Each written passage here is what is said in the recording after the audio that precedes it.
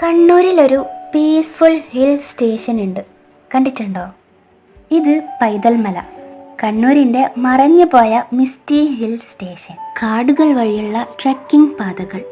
സമുദ്രനിരപ്പിൽ നിന്ന് 4500 അടി മുകളിലുള്ള ഇവിടേക്ക് ഏകദേശം 2 കിലോമീറ്റർ നടന്നാണ് എത്തേണ്ടത്.